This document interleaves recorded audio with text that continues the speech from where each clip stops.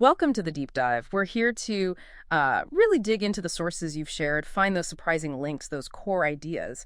Today, it's quite a mix. Ancient texts, theological notes, all asking some big questions. Free will, divine knowledge, time itself. Exactly. And it's this blend, ancient law meets complex theology that's so fascinating.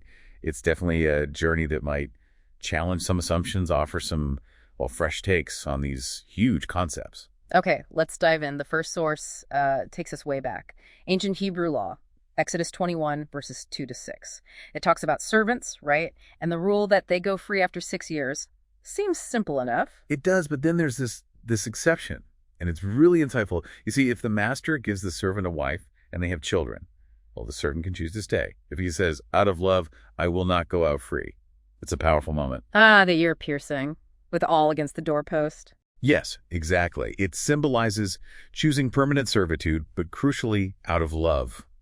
The sources frame this as a conscious choice, like yielding one's free will.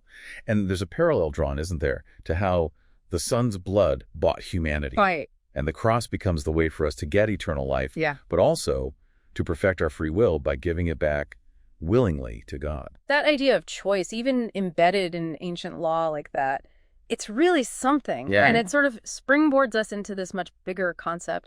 God's knowledge, his presence everywhere, every when. That's where the sources really emphasize God's omniscience and timelessness. Think about it. God knows every prayer before the world even began, every choice before it's made. Like those prophecies Josiah, Cyrus, named centuries before they were born. Precisely. Because time and space, from God's perspective, are creations. They don't bind him. His plan, in a sense, is already complete. We're just seeing it unfold. Okay, but then here's a question the sources touch on. If God knows everything, why hide things? Why keep things hidden even from angels, like some scriptures suggest? Well, the purpose presented is fascinating. It's about us, creatures. This space-time setup, it's designed for beings who start out, not knowing God's love fully. We're meant to learn it through the cross, and for our free will to be perfected in that process. Ah, so if we knew everything up front. Exactly. The whole process wouldn't work. Yeah. Imagine knowing your future sins. Free will becomes almost impossible without instant judgment, right? Right. And the sources point out, even angels operate within these time-space limits. Okay, so that brings us to this really interesting debate. Matthew 24.36. Only the Father knows the day and hour of the Son's return. But what about now? After Jesus' resurrection and ascension, does the Son know the time? Yeah, that's a classic point of discussion. Our sources lay out two main views. First view, yes, he knows now. Okay. The argument goes, after ascending, Jesus gave revelation, right? Full of details about the end time, seals, trumpets, the 144,000. If an angel like Gabriel knew Daniel's 70 weeks timeline, surely the Son, who decreed it all, must know. Makes sense. He's governing things now. Right. And why say, I am coming soon, if you have literally no idea when within the sequence that is? Okay, but then there's the other side. View 2, he still doesn't know.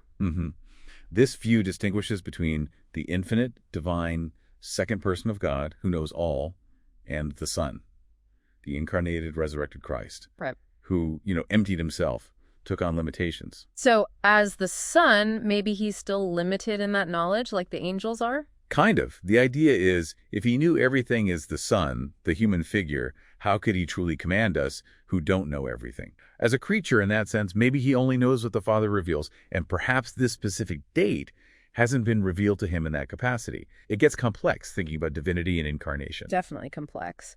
So where do the sources land on this? Well, they sort of resolve it practically. Regardless of who knows the exact date, there's a clear sequence of prophesied events that must happen first. He will return according to that revealed sequence.